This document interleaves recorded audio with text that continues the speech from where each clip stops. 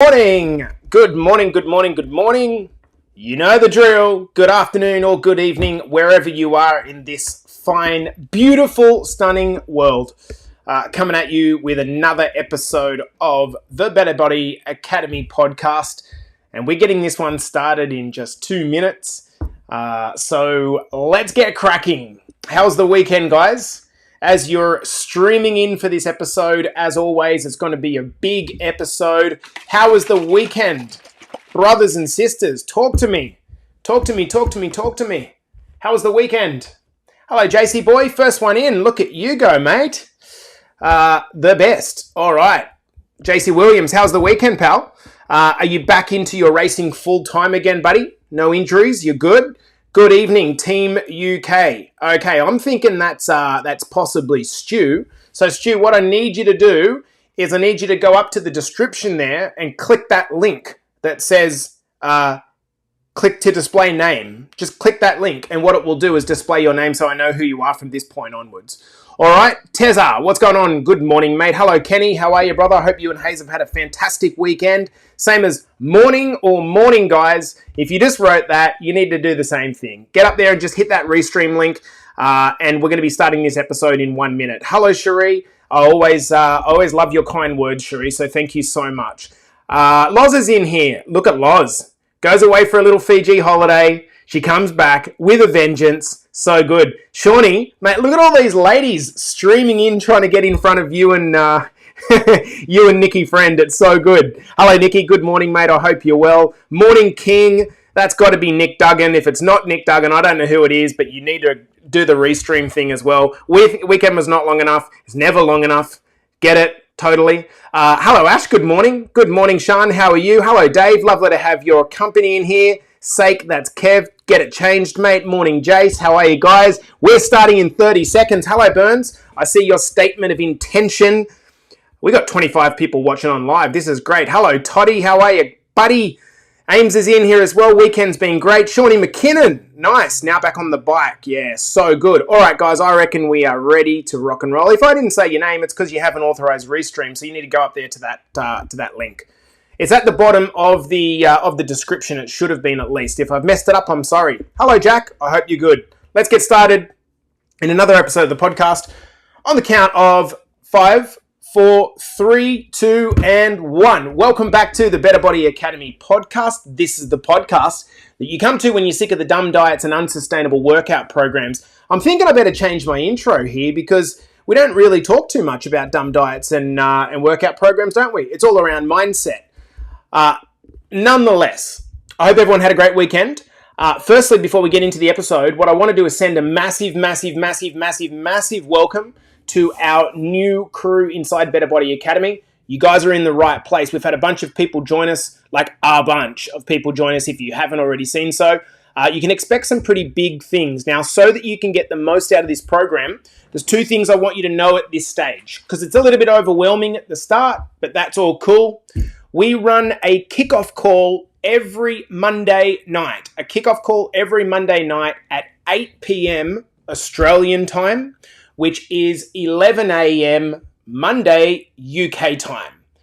Okay, so that's tonight. So to the guys and girls that are new inside Better Body Academy, we'll put the link up later on, but please do your best to get to the kickoff call. It helps to get you rolling. For the UK guys that can't make it because you're working, it's the middle of the day, we'll do a specific call for you if you can't make it. It's not an issue. And what you can always do, guys, whether you're new or old, is you can now go to the banner of our group and see when all the call schedules are. These are the most updated times, and we stick to that schedule. All right, guys, so for those of you inside Better Body Academy, we are launching our Stomp-tember challenge, okay? Before we get into this episode, I want to just briefly talk about the challenge. In case you don't know what stomping is because you're new, that's an affectionate term for going out and getting your step count up. It's all about moving. For the month of September, or Stomp-tember, we are running a challenge. The goal, straight up, is for us to get 70 people across the line to 250,000 steps for the month of September. Okay? 250,000 steps for the month of September. 70 people. Now, given our target is 10,000 steps a day and they're 30 days in the month, that's 300,000. So since last year, we missed it slightly. I've brought the target down by 50,000 and I've reduced the number of people to qualify from 100 to 70 people. So let's get after it. Guys, I'm going to be giving everyone who hits the 25,000, I'm going to put 250,000 steps. I'm going to put a name in a hat and I'm going to give one $250 merch voucher to a man and a woman. But the more important part about this is I want to give away some money to a good cause. If we get 70 people hit the 250,000, I will give $1,000 cash to the Sydney Children's Hospital. All you need to do is help us hit the target as a team.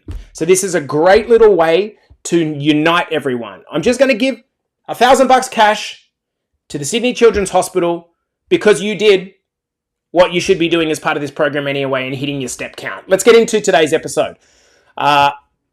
So for me, I'm counting down the days until we get to leave. It's now under a week. We're coming back to Australia to get a bit of a catch up with our friends and family. And I'm super duper excited personally because I'm kicking off not one, but two bucket list items that have been on my radar for a long time. I'm running a marathon with a handful of the boys and a bigger handful of some people. There's about 15, 16 of us so far who've registered to come along and do the Sydney Marathon event. But also we're running our first BBA retreat, which is going to be sick. This is in the Hunter Valley. We've got about 8 spots left if you're still wanting to come in late. And I was reflecting on it this morning. By the way, that's men's only. You're not invited, girls. Sorry, we'll do a girls one soon. It made me think, what is it that propels me on a daily basis to want to constantly be checking these things off? This is such a great question to ask yourself. What is it that propels you? Because if you know what it is that motivates you, then it's a lot easier to tap into the discipline that's required to do hard things. If when I ask this question to people, what do you want? Most people just, they run a blank. They have no idea. When I ask myself the question, what do I want? This is what I come up with. Okay? This is specifically what I want. And so for me, motivation is not a thing that I need to generate because I know what I want. Now, this isn't a criticism, but if you don't know what you want, that's the main problem. You have to put some time into thinking about what you want. And for me, this might sound bleak, but I'm personally driven by my own mortality. I think a lot about death. I really do. I think a lot about death. Am I scared of it? I don't know if I'm scared of it, but I think about it a lot. Maybe it's because I've had people close to me pass away. Maybe it's because I read a lot about self-development and that's one of the content pieces. Or maybe that I just believe that there's no point in putting your head in the sand to try and deny that death is part of life as much as the living part is. So on an experience level, I want to see and do everything. I don't want to sit down in a big house and just be comfortable. I'd prefer to be personally, and I'm not saying that you should feel this way. This is just my values. I'd prefer to be dragging 2 kids under 3 with my partner and a couple of suitcases around the world and educating them in a different way. And that's just my philosophy. Now, on a level of self, I don't want to leave any stone unturned. I hate the idea of going to the grave with potential still in me to do more, experience more, and impact more lives on a positive basis. I guess what I'm saying is that I feel very driven to do and be the best that I can because I recognize my own mortality. I recognize that I'm only here for a short term. And guess what? If I spend all my time being worried about people judging me for this guy's a big head or this guy's a dick or whatever, those same people that are judging me are not going to be around to comfort me through my death. Why am I talking about this? I think it's the right time to talk about it with so many new people joining Better Body Academy over the course of the last week, that we have a think about why we are doing this transformation in the first place. On the surface level, this is a weight loss program, right? To everyone that's not in Better Body Academy or who's just started Better Body Academy, this is a weight loss program. Would you agree? Yeah, it's a weight loss program. We help people who wake up every day and they look in the mirror and they think, I look and feel shitty. And we help them get back in shape. That's what it does on the surface. And when you're at that point of desperation, of self-loathing, you're not thinking about becoming the best version of yourself. You're not thinking about traveling the world or what you can do or how much more confident you'd be or how much more money you could possibly make or how much better your relationship. You're not there. All you can think about is that the number on the scales, I fucking hate it. That says it's way too big. Or the person in the mirror that's looking back at me, that's not who I want to be. Or I have zero energy and this just sucks. And this is where it starts. But these thoughts, these are great to get you started. But they are not enough to keep you going. And I know that's going to hit for a lot of you because trying to motivate yourself for weight loss and motivate yourself from a negative point of view all the time, a point of view of self-loathing and self-criticism, it never works. And I know what it feels like to be stuck in a job, a relationship, which were terrible for my mental health. When you're in stuck mode, you're hardly thinking about thriving, right? It's the exact opposite. You're just trying to get through the day. Every day feels like the last. The week drags on and on and on. You just can't wait for the fucking weekend to come so you can either sleep or drink to escape what you feel like. And when you're stuck in a body that you don't want to be in, it sucks. You ask yourself questions like, how the hell did I even get here? Like, what happened? What's the point in even trying to change? I'll probably just fail anyway. You become so entangled in your own story, it's really hard to see a way out. Nearly every single person starts here in this place of extreme pain. And most of us, we need to hit rock bottom before we muster the willpower to do something about it. Would you agree? Who here, let us know in the comments, there's 40 people watching on live. Who here had to hit rock bottom in order to be able to act? Like, let me know in the comments. Now, I do think that leveraging the dark side, the pain, is good at the start. It's good at the start. If you want to be successful in transforming your mind and body, you've kind of got to have that line in the sand moment. You have to decide. Now, I want to talk about the root of the word decide, which comes from the Latin term decidere, which means to kill off. When you decide, I've decided to start. The idea is that you're killing off any future which involves you staying the same as right now. And you must really decide with all of your mind and body, because there's a difference in just deciding to join our program.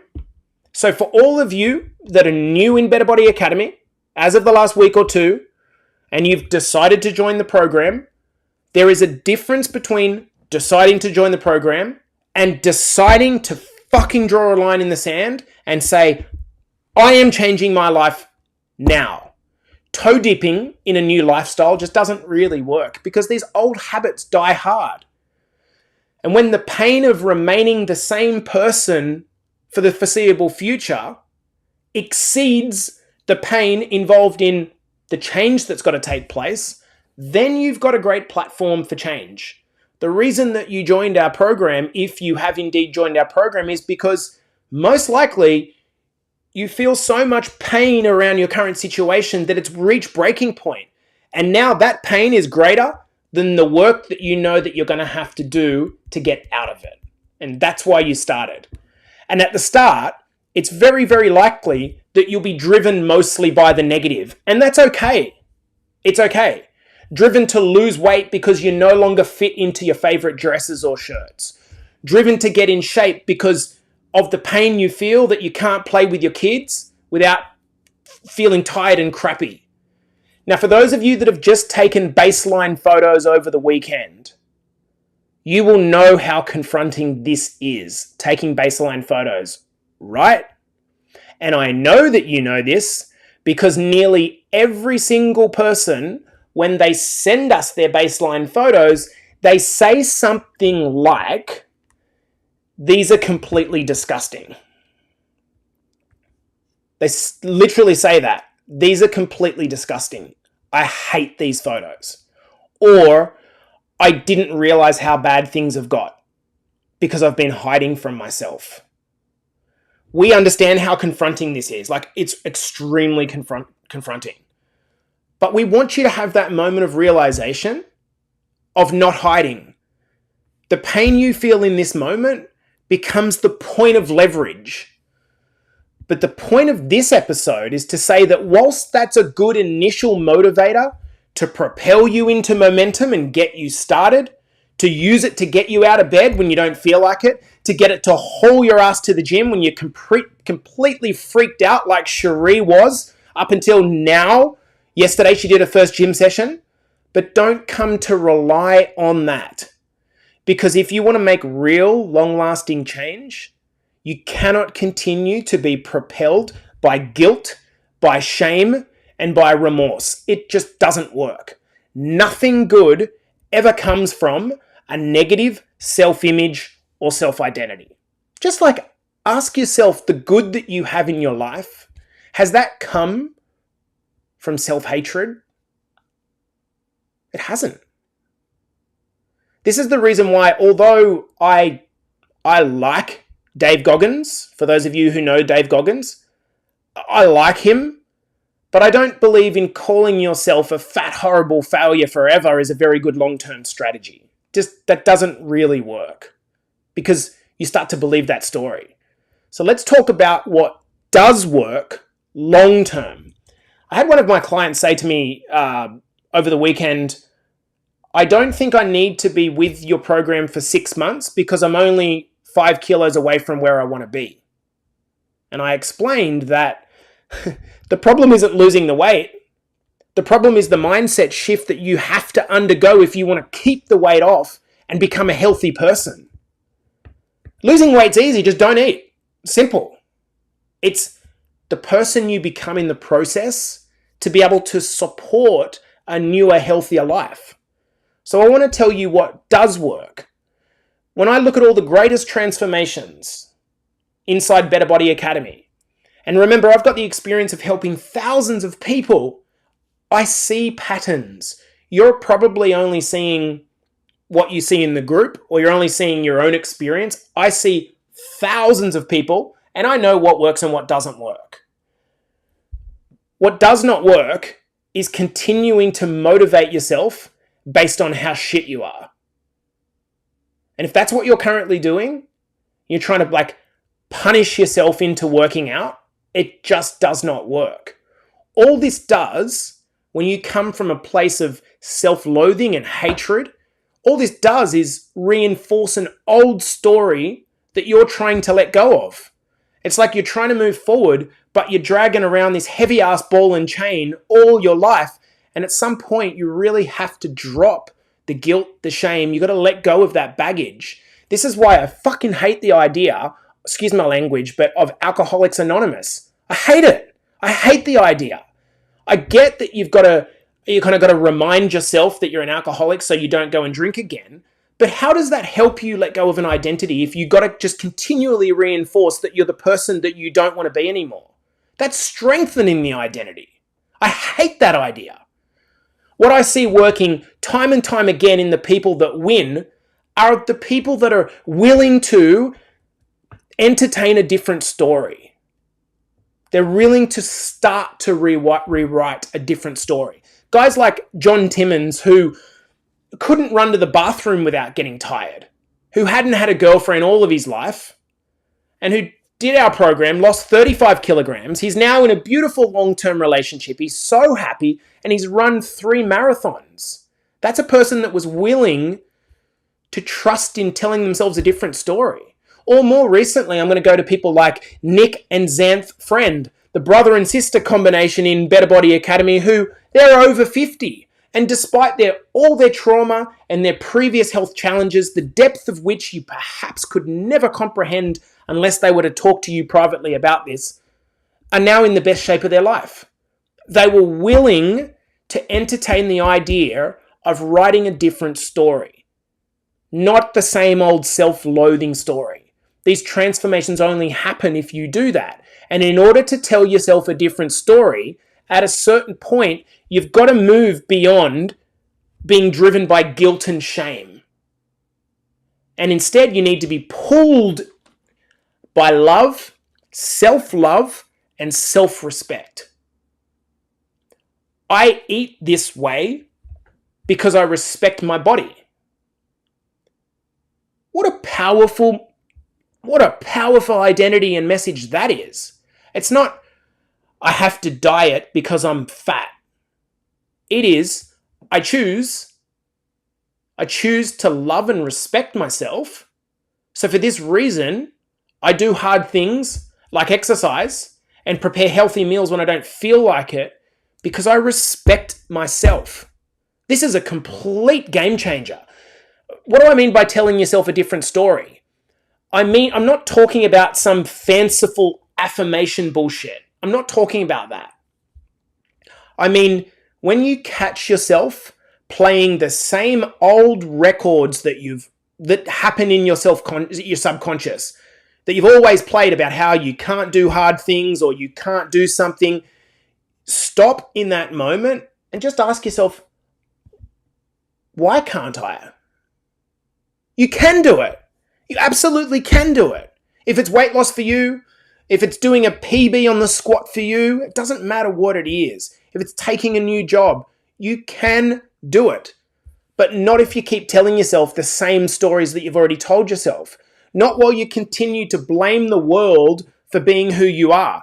Not unless you understand that no one is coming to save you. And despite all the traumas that you've been, some of them being very, very unfair, it's up to you to change it. And this is going to be a long game. You can't live a certain way for a decade and then expect to just change that overnight. It's going to involve effort. It's going to involve trusting yourself. It's going to involve a willingness to do things that are really uncomfortable. And whoever told you that you should only do things that you feel like it, they're probably not very successful. It's actually, in my opinion, the exact opposite.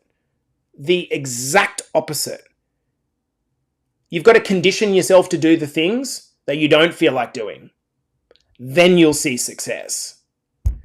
So how do you do that when you don't believe in yourself just yet? When you're not confident? Let me read out for you a phrase from one of my mentors. You don't become confident by shouting out affirmations into a mirror, but by having a stack of undeniable proof that you are who you say you are. Outwork your self-doubt. Let me say that again, because if the message sinks, it is so powerful. You don't become confident by shouting in the mirror affirmations, but by having a piling up stack of undeniable proof that you are who you say you are. That's what builds confidence. Outwork your self-doubt by following through on the things that you say you're going to do. Doesn't mean that you're perfect. Far from it. Doesn't mean you don't fail. Far from it. It means you keep showing up. If you're ever going to properly transform, expect that you need to create a new person, a new identity. You need to become the vessel that is capable of holding the person that you want to become, that you want to experience. When you become a healthy person, by repeatedly doing the things that a healthy person does, and which we teach you in this program, then you can sustain lifelong health. You've outworked your self-doubt. Lottery winners that go broke in 2 years, that happens because they doubt their worthiness of being rich. So they subconsciously spend all their money to prove their self-doubt to be true. That's why it happens. But in the converse, you are a good parent. Why are you a good parent? Because you have a stack of undeniable proof that you're a good parent. You're probably a shit parent on the first kid, like I was, because I didn't know what I was doing. But then you did it, and you did it and did it and did it, and guess what? You build up a stack of undeniable proof that you're actually a pretty good parent. And so now you go out and you just be a good parent. It's automatic. Could you believe that you can get to that point with your health where it's just automatic? This is what it feels like for me. It's not hard. This is what it feels like for Nick Friend and Terry and Linda. It's not hard anymore because you've created an identity, same as being a good parent. It's just that I'm a healthy person. It's a very positive, self-loving, self-respecting identity. And so you just go and be who you are. And so it's easy. That's the place that you can get to. But you can't get there coming from the angle of guilt and shame. And finally, if you're new in Better Body Academy, if all of this has gone over your head, totally get it. It's pretty, especially if you're in Australia at 6:30 in the morning, you're like, fuck, whoa. But you're still here listening. Let me give you the best piece of simple advice that I can. The easiest way to change your life is to change your environment. Fact.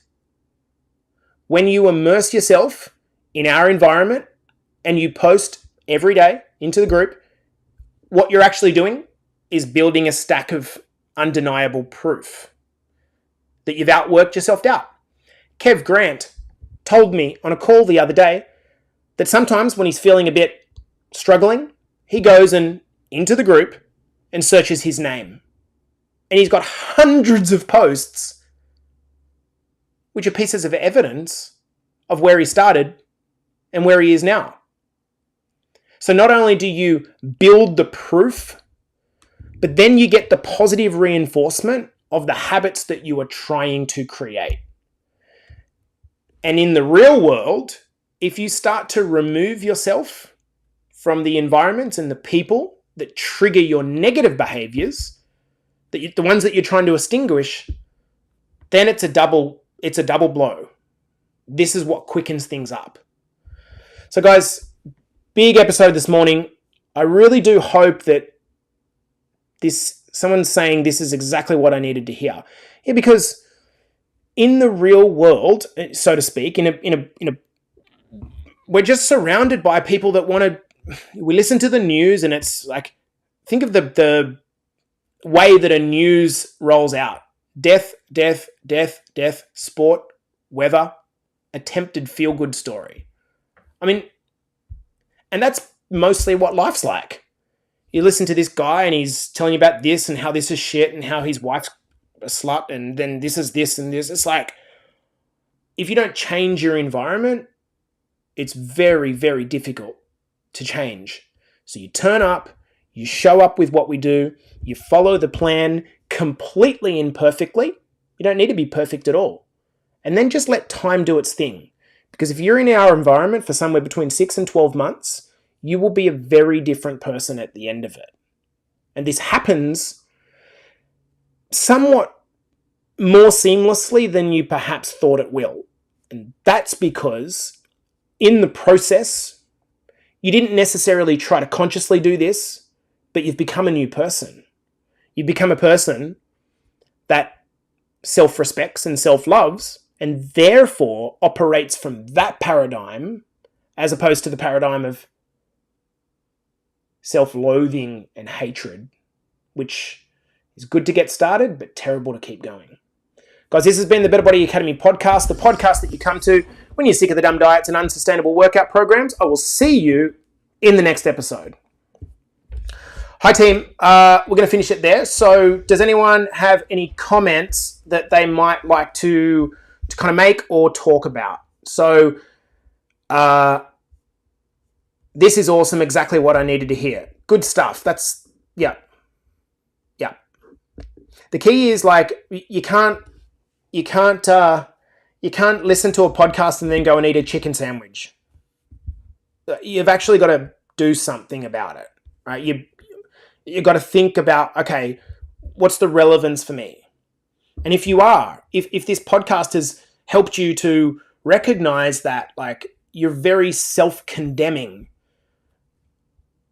that's good, because you can't change anything that you're not first aware of. Now that you've become aware of it, you've actually got, that's half the battle. Because most of us are just stuck in like day to day. Like we don't even realize that we're having these thoughts. Oh shit, that's my problem. Like I try to motivate myself from this monstrosity of negativity and wonder why nothing sticks. Yeah, that's right. So it's good to get you going. Sometimes you need to give yourself a little kick in the ass, and that's good. But expecting a bunch of like abundancy to come when you're condemning and calling yourself a fat so-and-so, that's probably just not going to work. Does that make sense? Joe says, I've listened to heaps of your podcasts, but this one hits me in the feels today. I needed this podcast going into the week.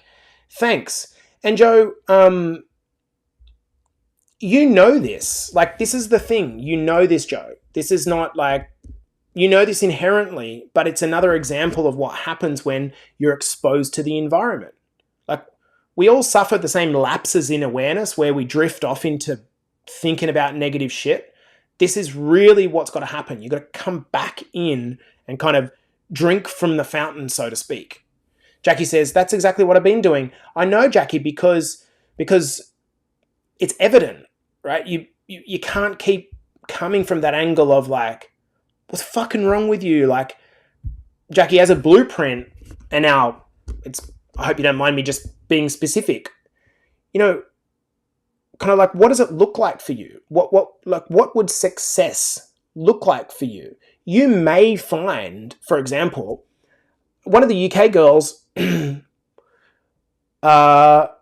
did this core values exercise with them, and the penny dropped for her because she was like, oh, I've just realized that I've been fighting for years and years and years to do something that I don't really care about. And so, Jack, what you've got to do is you've got to say, like, the first thing is like, okay, this is like a really good idea, right? You can't set a GPS to somewhere. You got to put a GPS to there or there or there. And I don't even mean material achievement. It's like just asking yourself that very broad question, like, what do I want? What do I want? If what you want is fat loss, that's about as exciting as cancer, for lack of a better simile. It's like, that's never going to work. Never going to work. Every time you get on the scales, you failed. I failed again. Oh, I just endorsed the story again. Do you know what I mean? It's like, what do I actually want? For me, like, I could read this, I could share this with you, and maybe I should do that at some point in time. But it's like, you know, I'm very clear in what I want here. My kids tell me they love me every day without me prompting them. I'm present with my kids, and I understand that good parenting means patience. I'm an amazing role model for my kids. I notice them looking up to me and modeling me. I have an amazing connection with my parents. They know how explicitly I love them. I've mentored my sister and helped her create an amazing life. I'm relaxed and present when I'm not working. Like, you got to get granular so that your brain can actually conceive what you're trying to actually achieve. Because if it's just some like opaque, I want to get fitter, there's just not really any weight there. Does that make sense? Sheree says, totally. I think I'm starting to progress now. Yeah, because what's happening is you're coming from a position of greater self-love, Sheree, and for your personal reasons, I think for a period of time there, the reasons I'll let you talk about, but, you know, maybe you felt some embarrassment or shame or whatever around that. And now you've started to work through that and you started to kind of release that, and there's this burden that's been lifting off you, and you're now like, it's like you've been carrying 17 suitcases and now you're like throwing one suitcase off at a time and hey, it's all going.